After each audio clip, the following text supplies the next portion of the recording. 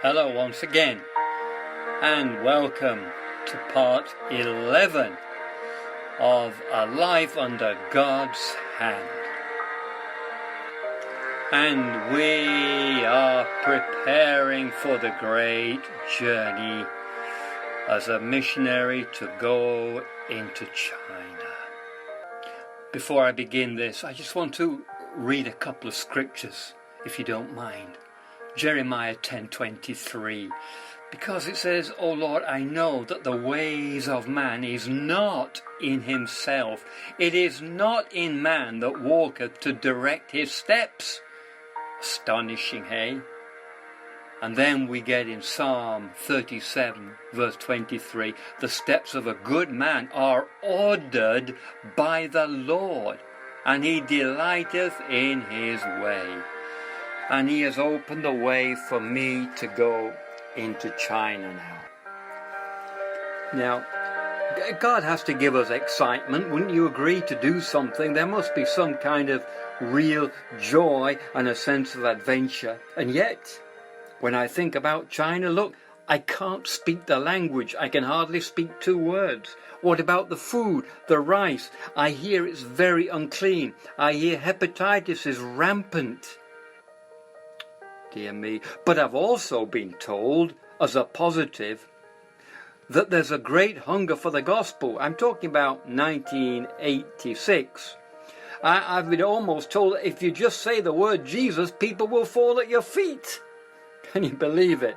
So I was pretty excited.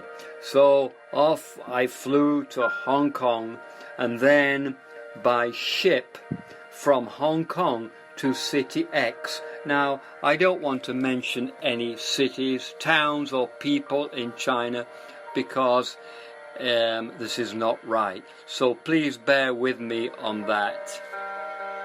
But, the first problem was when we arrived in Hong Kong, the mission organization sends out teachers 2 by 2 so that they're not alone.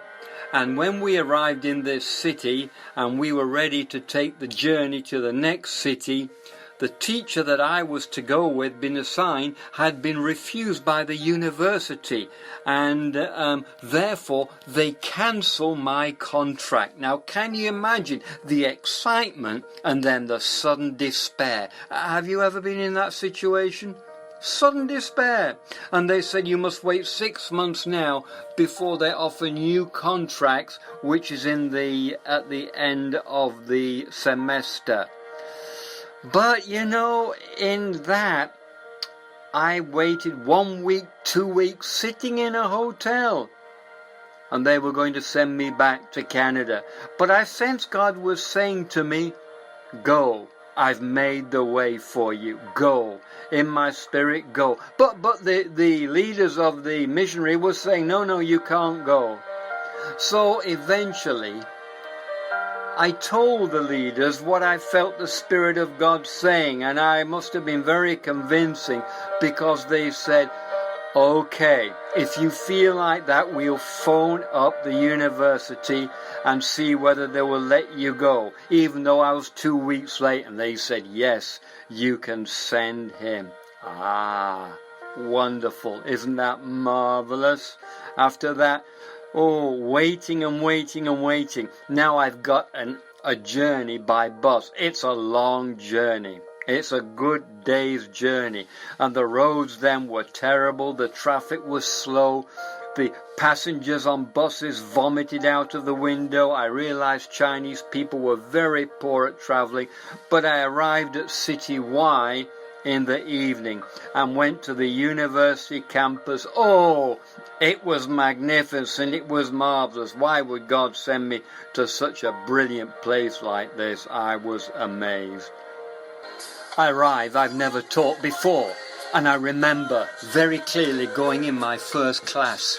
The first class, 40 students looking at me. And I'm thinking, oh my God. And the Spirit of God just said to me, "Look confident. Even though you are not confident, look confident." In other words, use faith and trust in me. Hey, isn't that marvelous? Because God says when we're weak, we feel weak. and it almost seems phony. We're putting it on. But this is what the Spirit of God said. Look like you are in authority. So I stood at the front of the desk, and I put both my hands on the desk, and I leant forward, and I looked, and I didn't speak a word. And I carried the air of authority. Hey, how I have to laugh when I look back to that, how God works in that. Pretend you're like this. I will make you right. So that was the first introduction. And then, of course, I'm thinking now, I've got to validate myself. I've got to find people to bring to Christ. Now, that's the first thing I've got to do. Search for people, search for vessels. So I spoke to some people who were very kind, but I didn't get anything at all. It was very kind of disappointing for the first week, for the first 2 weeks, for the first 3 weeks. I was told they were hungry, but it didn't seem like that to me. And then one day I met a student. He must have been 18 or 19.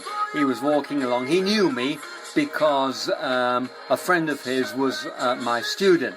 So he must have heard I was a Christian. So he came to me, talked a little bit, and then he said,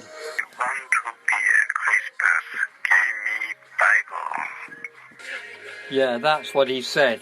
He said, I want to be a Christmas. He meant a Christian. Give me a Bible. Wow. I thought this is my first activity. I didn't think he could read the English Bible. It had a Chinese side as well.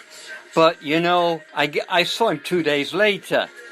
And you know what he said? You told me the Bible said this, but when I read the Bible, it said that. I thought, this boy's reading the Bible. He's checking me out.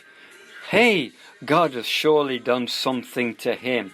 He was the first one who came to know the Lord. Of all in China, this boy, an 18-year-old student, was turned by God. Eventually, he introduced me to his parents, and his mother, especially his mother.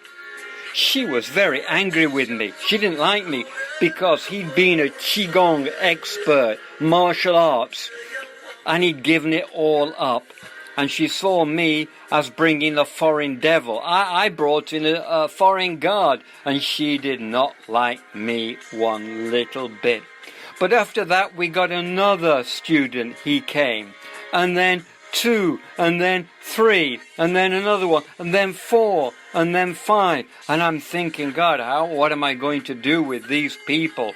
How am I going to teach them? Fortunately, hey, isn't God good? A PE teacher came along, and he had a room in the university where we could go and meet. So that was all arranged. So it wasn't long before we had 10 or 15 people arranging meetings and me finding them a Bible and then coming for short half-hour sessions. But hey, we had to be very careful. We had to be very careful. Why? Because if we had everybody coming at once, we would draw attention to ourselves. I'm just going to give you a preview of what people have to put up with in China. Look, there are apartments. Since we can't meet in public, our ministry takes place in the buildings we live in.